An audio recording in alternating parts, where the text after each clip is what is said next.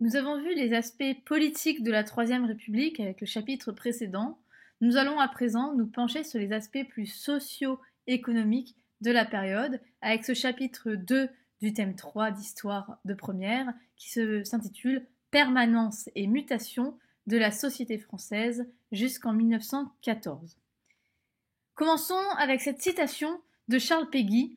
Le monde a moins changé depuis Jésus-Christ qu'il n'a changé depuis 30 ans, donc affirme donc cet écrivain en 1913.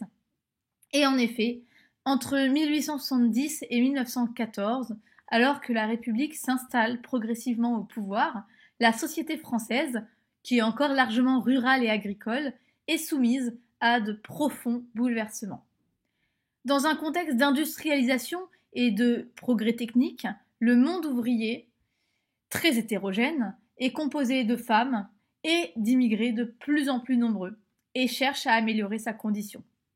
L'amélioration globale des conditions de vie et la conquête de nouveaux droits sociaux et politiques font de cette seconde moitié du XIXe siècle une période d'évolution majeure et d'aspiration nouvelle pour l'ensemble de la société.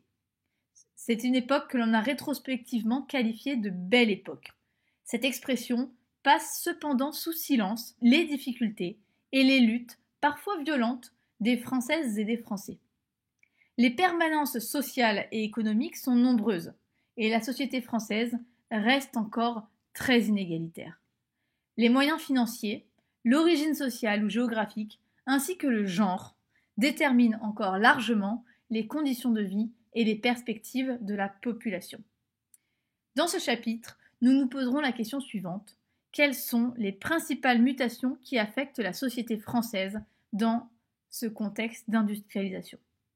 On pourrait aller plus loin et se demander dans quelle mesure les mutations qui affectent la société française à cette époque ont-elles réellement contribué à l'amélioration des conditions de vie durant ce qu'on appelle la Belle Époque.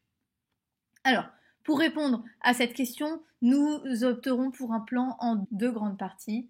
Tout d'abord, un pays rural en voie d'industrialisation et en grand 2, des populations encore marginalisées en République. Tout d'abord, nous allons commencer par notre grand 1, un pays rural en voie d'industrialisation. Il s'agit d'une partie que je vais décliner en 3 sous-parties. En grand A, la France qui poursuit son industrialisation. En grand B, les lentes mutations du monde rural qui connaît des difficultés importantes. Et en grand C, une population urbaine en pleine croissance. La France, sous la Troisième République, poursuit donc bel et bien son industrialisation, une industrialisation qui avait commencé, vous vous en souvenez, au début du XIXe siècle. L'industrie française est toutefois frappée de 1873 à 1896 par une période de ralentissement économique dans toute l'Europe. Alors, il y a différentes causes. Il y a une crise bancaire, notamment européenne, qui va entraîner qui a pour conséquence le manque de capitaux pour les entreprises et le manque de demande aussi pour les innovations de la première industrialisation. Tout cela va créer ce qu'on appelle une dépression. L'État tente de répondre à cette dépression en lançant des politiques, notamment le plan Fraissinet en 1878, qui est un vaste programme de travaux publics. On construit des chemins de fer, des canaux pour relancer la demande. Après 3 décennies de libre-échange, vous vous souvenez que les lois de libre-échange avaient été faites sous le Second Empire, on a une loi qui est la loi Méline, qui date de 1892 et qui rétablit des droits de douane assez élevés, donc un certain protectionnisme. Cette mesure va enclencher une reprise de l'activité. À partir de la fin des années 1870, la France entre progressivement dans une seconde phase du processus d'industrialisation grâce à des innovations dans le secteur de la métallurgie, de l'automobile, de la chimie, mais aussi grâce à l'utilisation de nouvelles sources d'énergie comme l'électricité et le pétrole. Pétrole qui va permettre aussi l'invention du moteur à explosion. Vous avez sur le PowerPoint un tableau chronologique des nouvelles inventions majeures qui arrivent entre 1870 et 1910.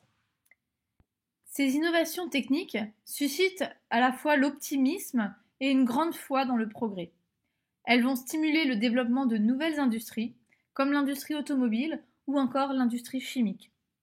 Sous l'impulsion d'industriels comme Édouard Michelin ou André Citroën, la France devient ainsi le premier exportateur mondial d'automobiles. En 1914, le secteur industriel emploie plus d'un tiers de la population active.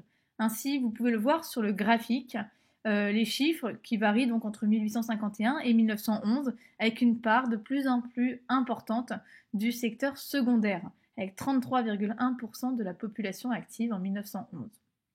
Les grandes usines vont remplacer progressivement les petits ateliers, même si environ 85% des ouvriers continuent de travailler dans des établissements qui ne dépassent pas 5 salariés en 1914. La famille Schneider fait du Creusot le premier complexe industriel de France. Un complexe qui est structuré autour des mines de charbon, mais aussi de fonderies et de vastes entrepôts en acier.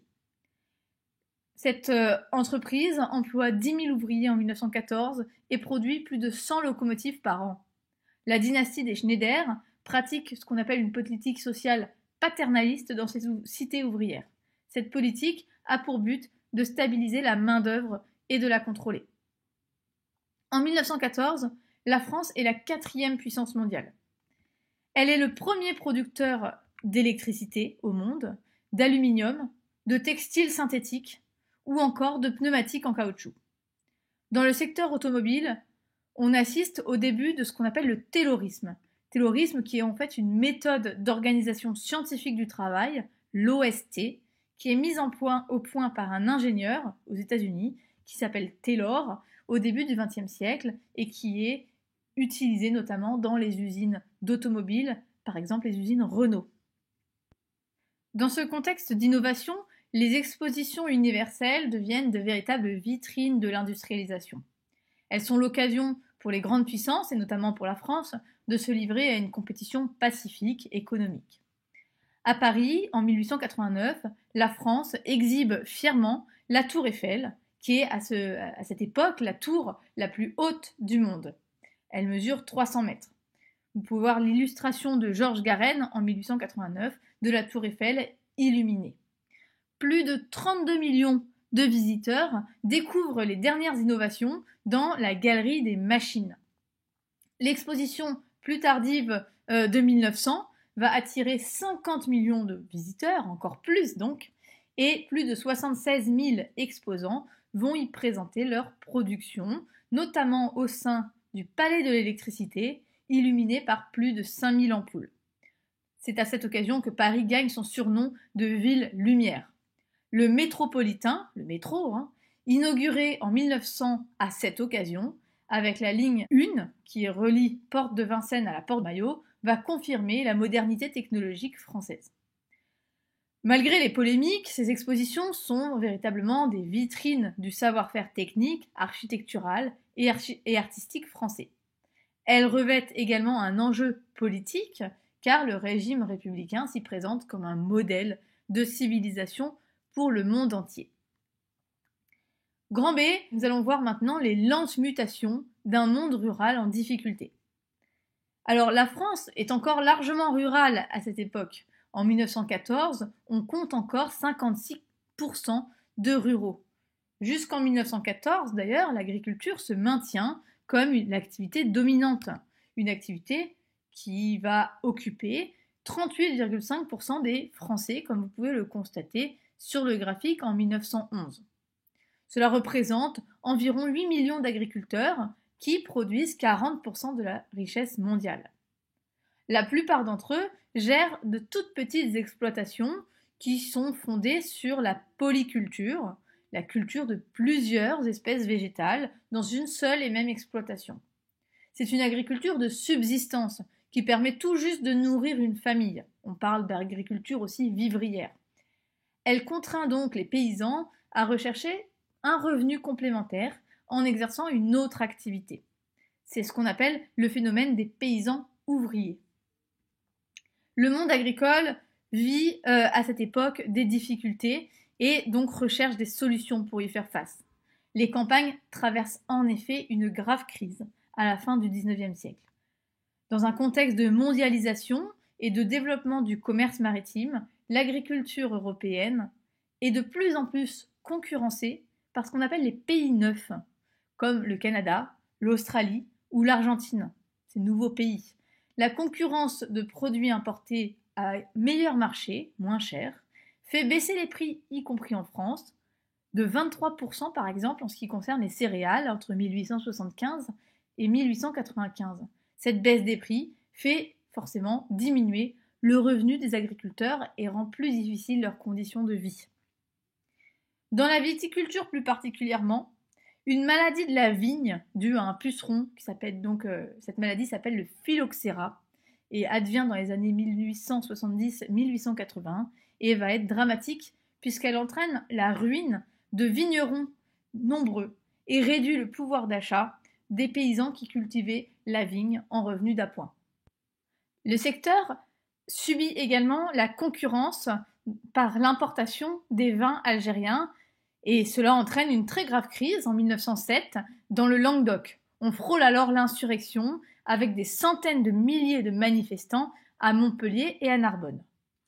Alors face à cette crise, les syndicats agricoles se développent pour défendre les intérêts des producteurs.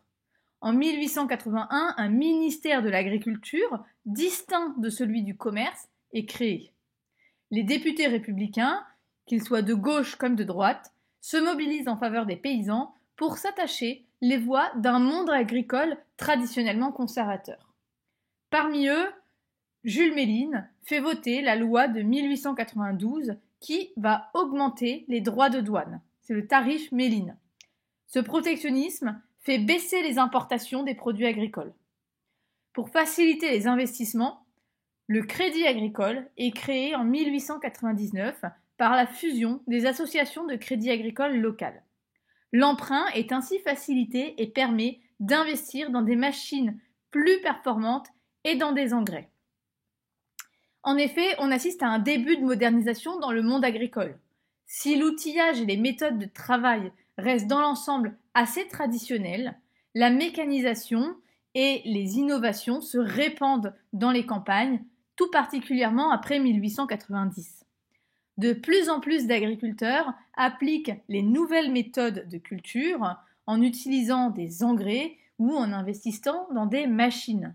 Vous voyez ici sur un almanach de 1911 l'introduction des engrais chimiques comme le sulfate d'ammoniac qui va permettre d'augmenter les récoltes. On voit ici la différence sur le PowerPoint entre un champ avec sulfate d'ammoniac, on voit des paysans riches représentés par des formes généreuses et puis un champ fertile et inversement des paysans qui n'utiliseraient pas ce sulfate d'ammoniac et on voit ici des paysans tristes, amaigris sur des terres infertiles.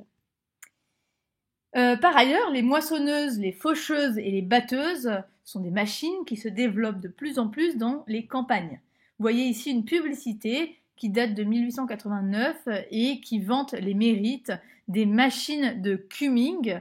Donc vous voyez en petit 1 la moissonneuse, en petit 2 tout au premier plan une batteuse à vapeur et enfin à l'arrière-plan une faucheuse. La productivité s'améliore grâce à cette mécanisation et grâce à l'utilisation accrue d'engrais que permet l'industrie chimique.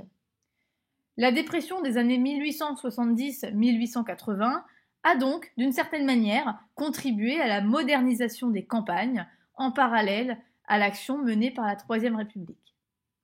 Une minorité de grands exploitants qui se spécialisent dans les céréales et qui font donc de la monoculture obtiennent des rendements élevés grâce à une forte mécanisation et à l'utilisation de plus en plus importante d'engrais chimiques, et cela dans des zones géographiques particulières que sont le nord-est et le bassin parisien. En dehors de ces deux zones, dans l'ouest et dans le sud de la France, l'agriculture reste dominée par des exploitations familiales assez modestes, polyvalentes et assez peu mécanisées. La France accuse un retard technique important puisque les engrais et les machines agricoles sont assez peu utilisés finalement, hormis ces zones géographiques que sont le nord-est et le bassin parisien. Les conditions de vie de la majorité des agriculteurs restent donc assez difficiles. On constate également au cours de cette période une intégration progressive des campagnes à la nation et un exode rural qui se fait de plus en plus important. L'école joue un rôle fondamental puisqu'elle impose le français contre les langues régionales et les patois. Cela permet aux ruraux de participer à la vie politique nationale par la lecture de la presse régionale en français, et qui est donc une presse régionale en plein essor, et par le vote aussi des conseillers municipaux. Le plan Fraissinet, dont on a déjà parlé, qui date de 1878, je vous rappelle, va renforcer le réseau de chemins de fer à l'échelle locale et désenclaver les campagnes. Enfin, le service militaire, qui est devenu obligatoire, ouvre pour les jeunes paysans de nouveaux horizons, déclenche souvent leur départ définitif pour la ville. Les modes de vie urbains se diffusent à travers ce service militaire obligatoire.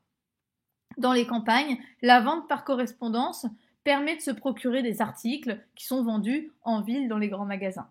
Et la culture villageoise, celle des veillées par exemple, tend de plus en plus à disparaître. Donc la lente mécanisation, couplée à la crise, couplée aussi à l'attraction de la main-d'œuvre vers les villes industrielles où il y a du travail, couplée enfin au désenclavement des campagnes grâce aux chemins de fer, tout cela accélère l'exode rural des plus pauvres, c'est-à-dire les ouvriers agricoles ou les petits propriétaires qui sont appauvris dans les années 1900-1914.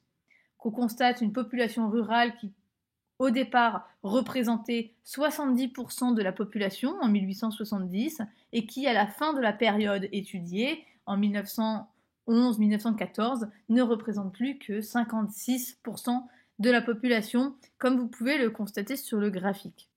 Grand C, la population urbaine est en pleine croissance. C'est l'effet miroir un petit peu de cet exode rural, c'est la croissance de la population urbaine, puisqu'on quitte la campagne pour aller à la ville. Les nouvelles usines s'installent à proximité des matières premières et regroupent les ouvriers et les machines sur des lieux de plus en plus étendus. Les activités productives se concentrent surtout dans le nord et dans l'est de la France, où l'on trouve des mines d'extraction de charbon qui emploient des milliers de travailleurs, d'ouvriers, de mineurs. Vous pouvez le voir sur la carte, la France industrielle en 1914, la plupart des actifs employés dans l'industrie se situent bien dans le nord et dans l'est de la France. Ils sont 150 000 en 1913, ces ouvriers, dont 135 000 dans le seul bassin du Nord-Pas-de-Calais, ce qui représente une majorité considérable. Les industries s'implantent également dans les villes et attirent donc à elles une importante population ouvrière. C'est le cas par exemple au Creusot, où la multiplication des activités industrielles des usines Schneider contribue au développement de la population de cette ville qui passe entre 1840 et 1900 de 27 000 à 30 500 habitants. Les premières banlieues se développent aussi, notamment autour de Paris, faisant naître un nouveau paysage constitué d'un enchevêtrement d'usines, de terrains vagues et d'habitations ouvrières. Vous voyez ici sur ce tableau de Maurice Falliès qui a été peint au début du XXe siècle, une gare et les usines de Saint-Denis à cette époque. Il faut savoir que le nord de Paris, et notamment autour de la plaine Saint-Denis, c'était devenu un grand réservoir de main-d'œuvre pour l'agglomération parisienne, avec une concentration des usines, dont celle de gaz, qui contribue à l'éclairage public. Et là, la concentration d'usines la plus importante de France dans cette localité. Alors, passons maintenant au grand 2 des populations marginalisées en République. Ce grand 2 se divisera en 3 sous-parties. Tout d'abord, en grand A, des ouvriers qui attendent une République plus sociale. En B, les droits sociaux des femmes qui peinent à être reconnus. Et enfin, en C, des populations marginalisées que sont les immigrés qui subissent une discrimination et qui s'intègrent difficilement à la nation. Des populations marginalisées en République, c'est tout d'abord donc des ouvriers, qui sont des ouvriers oubliés par la République et qui subissent des conditions de travail et de vie particulièrement difficiles. L'industrialisation bouleverse complètement la société française. L'essor important de la grande industrie va entraîner une augmentation du nombre d'ouvriers dans les usines, des usines textiles et sidérurgiques principalement, mais aussi dans les mines d'extraction du charbon. Donc les ouvriers passent à cette époque de 3 millions dans les années 1870 à plus de 7 millions en 1914. Donc sur la période, on constate plus du double entre 1870 et 1914. Les ouvriers travaillent dans des usines, sur des machines, et ils forment désormais l'essentiel de cette main-d'œuvre. Ils sont ce qu'on appelle des prolétaires et sont souvent assez interchangeables. En tant qu'ouvriers spécialisés, on parle des OS, sans qualification, attachés à une tâche spécifique, limitée, répétitive. Ils n'ont en fait besoin d'aucune réelle qualification et sont assez mal payés. Leurs conditions de vie et de travail sont particulièrement difficiles. Dans les mines et dans les usines, les ouvriers réalisent des tâches dangereuses, répétitives et peu rémunératrices.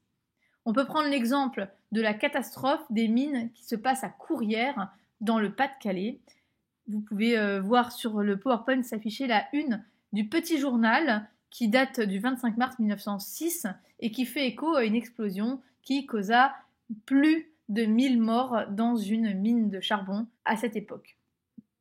Donc les ouvriers ont un budget qui est en grande partie consommé pour en fait se loger, pour manger et pour s'habiller. Souvent, la famille s'entasse dans des logements exigus, parfois insalubres. La faiblesse des salaires pousse au travail des femmes et des enfants à partir de 13 ans, quand ils ne sont plus obligés d'aller à l'école, pour apporter une aide à la famille. Face aux difficultés de cette vie quotidienne, une sociabilité originale va se créer dans les banlieues, autour des usines. Par exemple, les clubs de football, les bals populaires participent à ce qu'on appelle une culture ouvrière et ainsi se développe progressivement ce qu'on appelle une conscience de classe. Le sentiment de faire partie d'une même classe sociale et d'en avoir conscience. C'est cette conscience de classe qui va progressivement politiser ce milieu ouvrier. Les prolétaires, donc, du coup, ont l'impression de former une classe sociale qui doit défendre ses intérêts. Mais le mouvement ouvrier français est encore très divisé à l'époque. Les uns prônent l'action politique au nom du socialisme. Le socialisme, donc, qui est une doctrine politique qui vise à l'appropriation par la collectivité des moyens de production et donc à la suppression de la propriété privée. Mais à l'intérieur de ce socialisme, il y a une division entre les socialistes révolutionnaires, comme Jules Guesde, qui sont hostiles à tout compromis avec la bourgeoisie, et les socialistes réformistes, comme Jean Jaurès, qui sont attachés à la République et à l'action parlementaire, et qui souhaitent discuter avec la classe bourgeoise.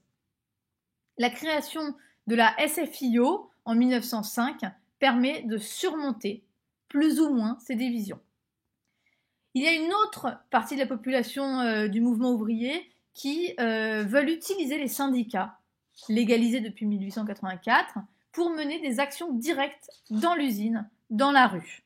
C'est ce qu'on appelle le syndicalisme révolutionnaire et c'est ce qui est défendu notamment par la CGT. Vous voyez par exemple une affiche de cette Confédération générale du travail, la CGT, qui vise à réduire le temps de travail et qui explique la différence que pourrait apporter la réduction du temps de travail pour le bien-être des familles ouvrières. Le mouvement ouvrier, donc, tente de s'organiser et revendique la diminution du temps de travail, l'augmentation des salaires. La CGT dont on vient de parler est créée en 1895 et c'est le premier syndicat dont le message est diffusé de manière unitaire en France. C'est le journal La Voix du Peuple, notamment, qui va diffuser ces idées-là.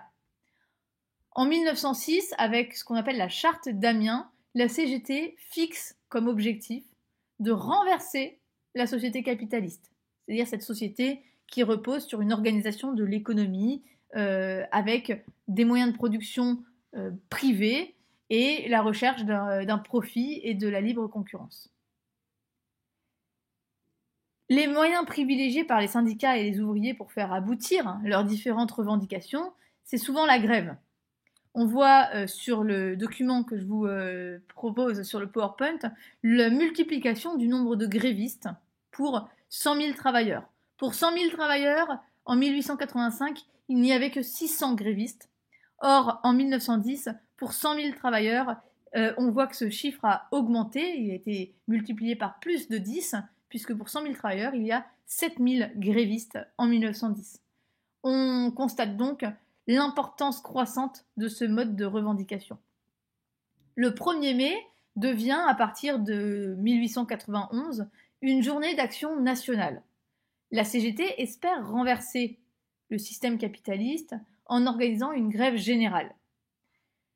Et on constate un pic d'agitation atteint en 1906 avec 1309 grèves regroupant 450 000 salariés dans toute la France.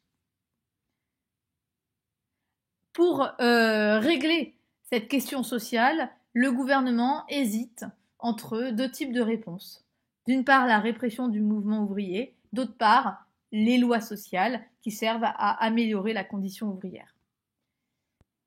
La réponse répressive est une réponse utilisée à plusieurs reprises par les différents gouvernements de la Troisième République face aux mobilisations ouvrières qui sont le plus souvent pacifiques, mais parfois réprimées dans le sang, comme c'est le cas à Fourmies, qui est une ville du nord de la France.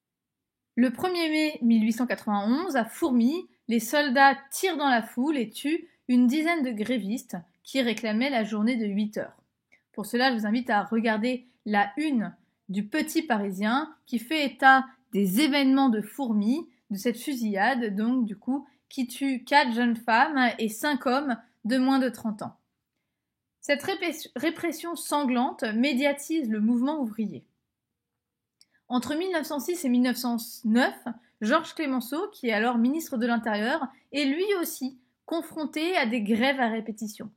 La répression qu'il va ordonner à l'égard des manifestants a laissé des souvenirs sanglants, lui valant notamment le surnom de briseur de grève. À ce sujet, sur Europe 1, je vous invite à consulter le podcast de la série Au cœur de l'histoire, qui revient justement sur cet épisode de Georges Clemenceau face aux grèves. La répression n'est pas la seule réponse de la République à la question sociale. Avec l'essor du syndicalisme et pour tenter de rallier les ouvriers à leur cause, les républicains vont adopter une série de lois sociales. Vous avez sur le PowerPoint les principales lois sociales de manière chronologique qui apparaissent. Les habitations à bon marché, les HBM, vont offrir des loyers modérés, financés en partie par l'État. Ces HBM sont créés en 1894 et sont construites dans l'agglomération parisienne et permettent donc d'offrir des logements décents et accessibles aux ouvriers. Elles mettent, ces lois, aussi terme au travail des enfants de moins de 12 ans. Le travail des enfants de moins de 12 ans était autorisé jusqu'aux années 1870. En 1898, la responsabilité patronale dans les accidents du travail est reconnue. En 1906, c'est la journée de repos hebdomadaire qui devient obligatoire et la création d'un ministère du travail. Enfin, en 1910, un système de retraite est créé pour les ouvriers et les paysans après 65 ans. Par ailleurs, certains patrons, au nom du paternalisme, vont proposer des avantages sociaux à leurs salariés afin de les fidéliser et de mieux les contrôler. Mais malgré ces améliorations de la condition ouvrière, les inégalités sociales restent encore très fortes. Jugeant donc ces progrès insuffisants, de plus en plus d'ouvriers soutiennent la section française de l'Internationale ouvrière, la SFIO, qui obtient 15% des voix aux élections législatives de 1914. La SFIO veut instaurer une république sociale, plus juste et plus égalitaire. Vous pouvez lire la déclaration de la commission d'unification du 30 décembre 1904 qui revient un petit peu sur les idées de la SFIO. Par ailleurs, l'action de Jean Jaurès et de son journal L'Humanité permettent de diffuser au plus grand nombre des ouvriers les idées de la SFIO. Vous voyez sur l'illustration Jean Jaurès qui parle dans la ville de Carmaux vers 1910, où il est élu socialiste de 1892 à 1898, puis de 1902 à 1914. Grand B, des droits sociaux qui peinent à être reconnus pour les femmes. Les femmes qui sont pourtant des actrices économiques, sociales et culturelles importantes, elles travaillent en effet de plus en plus.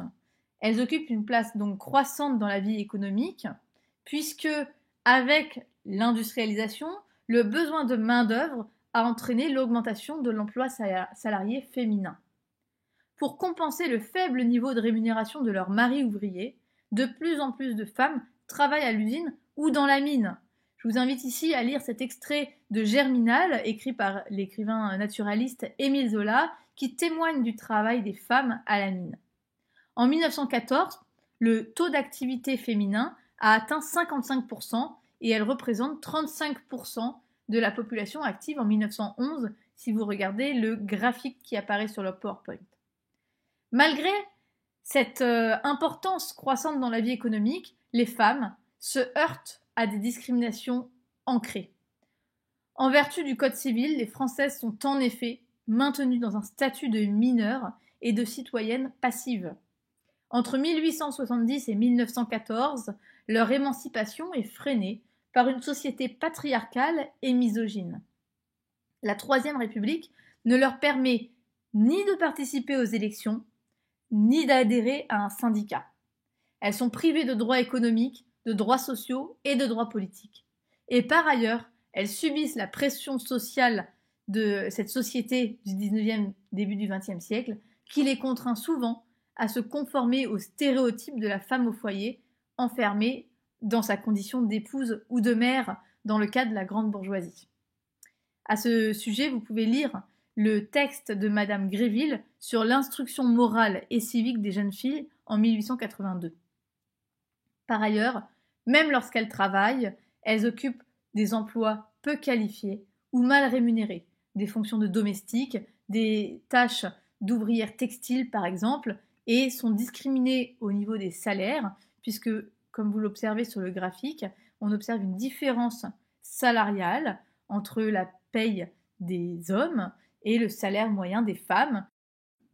En 1913, par exemple, le salaire féminin moyen est de 4,74 francs, alors qu'il est de 7,11 francs pour les hommes. Elles travaillent souvent aussi au service de leurs conjoints. Alors, face à ces discriminations, les femmes intensifient leur lutte notamment féministe. La Ligue des droits des femmes est créée en 1882 et un premier journal féministe, le journal La Fronde, est créé par Marguerite Durand en 1897. Se crée alors un mouvement qu'on appelle le féminisme, qui est un mouvement qui revendique des droits nouveaux pour les femmes au nom de l'égalité entre les sexes.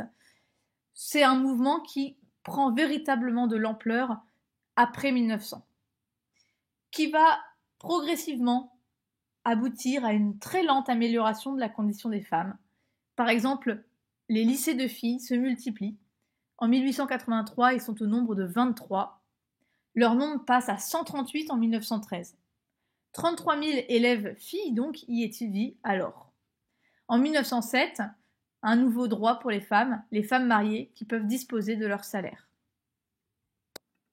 Dernière sous-partie, un autre type de population marginalisée par la République, c'est la population immigrée. Une difficile intégration des immigrés alors qu'on est dans une période où l'immigration est particulièrement forte. En effet, la France va connaître une croissance démographique ralentie en raison d'une faible natalité. Il n'y a que 38,4 millions d'habitants en 1870 et 39,6 millions en 1914. On voit donc que la croissance démographique est assez faible. Pour faire face à la pénurie de main-d'œuvre que cette croissance démographique faible entraîne, la Troisième République a donc recours à l'accueil d'étrangers, notamment à partir des années 1870. Dans les années 1870, la France compte environ 800 000 étrangers, alors que quelques années plus tard, en 1914, ils sont environ 1,1 million, soit 2,8% de la population française. on voit qu'il y a une augmentation sur cette période de la population étrangère. Si vous regardez aussi la carte, vous voyez l'immigration étrangère avec les régions dans lesquelles la part de la population étrangère est la plus importante et leur provenance. Cette immigration, comme vous montre la carte, est une immigration de proximité. Il s'agit de Belges majoritairement, d'Italiens également de manière importante, d'Allemands, d'Espagnols, etc. Cette population immigrée est employée majoritairement dans l'industrie. Ils sont 60% en fait à travailler dans l'industrie. Les patrons des bassins industriels recrutent des mineurs et des ouvriers étrangers car ils sont plus dociles et moins coûteux. D'abord installés de manière temporaire et dépendants de leur employeur, les immigrés vivent souvent à l'écart, dans des quartiers communautaires. Le droit du sol va accélérer leur intégration. En effet, pour fixer cette main-d'œuvre étrangère sur le territoire, l'État français assouplit les règles d'acquisition de la nationalité française avec notamment la loi de 1889 qui permet aux enfants nés en France d'obtenir la nationalité française à leur majorité. Et les hommes qui sont aptes doivent également accomplir leur service militaire. Toutefois, ces immigrés font face à des sentiments de méfiance, voire de rejet, et sont souvent victimes de xénophobie. L'augmentation de l'immigration et la crise économique déclenchent des réactions xénophobes d'une partie des Français, c'est-à-dire une haine de l'étranger. Le nombre d'incidents contre les étrangers va augmenter dès la fin du XIXe siècle. On constate une poussée xénophobe qui touche particulièrement les Italiens, qui sont en fait les plus nombreux en France, mais aussi les Belges dans le nord et dans le bassin parisien. Ce rejet de l'étranger se traduit parfois par des injures, souvent, la plupart du temps, par des protestations orales, des pétitions également, mais aussi, malheureusement, par de violentes bagarres. En 1893, à Aigues-Mortes, dans le sud de la France, une manifestation de ramasseurs de sel va dégénérer et des Italiens vont être massacrés, comme vous pouvez le voir sur cette illustration. Les ouvriers français reprochent aux travailleurs étrangers, moins payés, de leur faire de la concurrence et d'être responsables du chômage. En août 1899, les décrets Millerand vont restreindre l'emploi des étrangers dans certains secteurs. La République impose par ailleurs aux travailleurs étrangers de se faire enregistrer dans la commune où ils travaillent. En échange d'une taxe, ils reçoivent du maire un document qu'ils doivent présenter à la police au moment des contrôles. Enfin, une grande partie de la presse tient régulièrement des rubriques sur les affrontements entre ouvriers français et étrangers. L'idée étant de désigner les étrangers comme responsables des souffrances des ouvriers français. On voit donc que l'intégration des étrangers se fait difficilement. Alors pour conclure, le XXe siècle qui commence apparaît comme celui de la prospérité et de la modernité. La deuxième industrialisation relance la croissance jusqu'à la Première Guerre mondiale, en 1914. Cette période, qui est qualifiée de belle époque, est symbolisée par la fée électricité, vedette de l'exposition universelle de 1900 à Paris. Elle révolutionne les transports urbains avec le métro et les tramways qui desservent désormais les banlieues. L'automobile, réservée encore à une petite élite fortunée, et le train vont favoriser le tourisme. Des stations balnéaires en Normandie, comme Deauville, Trouville, accueillent ainsi la bourgeoisie parisienne. L'entreprise Michelin lance d'ailleurs en 1900 un guide pour les automobilistes voyageant en France qu'elle offre aux acheteurs de pneumatiques. L'Office national du tourisme est créé en 1910. L'amélioration relative du niveau de vie, le développement du temps libre font progressivement entrer la France dans une nouvelle ère, celle des loisirs et de la consommation. Une industrie du divertissement se met d'ailleurs en place, notamment avec le cinéma, lancé en 1895 par les frères Lumière et qui connaît un rapide succès populaire. Le sport devient un loisir de masse en même temps qu'un grand spectacle. Les Jeux Olympiques sont recréés par Pierre de Coubertin en 1896 et le Tour de France cycliste est lancé en 1903. Toutefois, la belle époque ne profite pas à tous et n'apaise ni la colère des ouvriers, ni celle des premières militantes féministes. C'est la fin de ce chapitre 2 d'histoire du thème 3.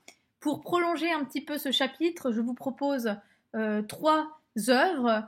Le film Germinal, qui date de 1993 et qui est une adaptation du roman d'Émile Zola, faite par Claude Berry. Le téléfilm Mélancolie ouvrière, qui date de 2017 et qui raconte l'histoire de Lucie Beau, qui est une ouvrière textile syndicaliste qui a mené des grèves dans la région de Grenoble à la fin du 19e siècle. Et enfin, une bande dessinée en 4 tomes qui s'appelle Pablo et qui raconte la vie d'un jeune émigré espagnol, Pablo Picasso, qui arrive à Paris au tout début du XXe siècle. Voilà, je vous remercie pour votre attention. À bientôt.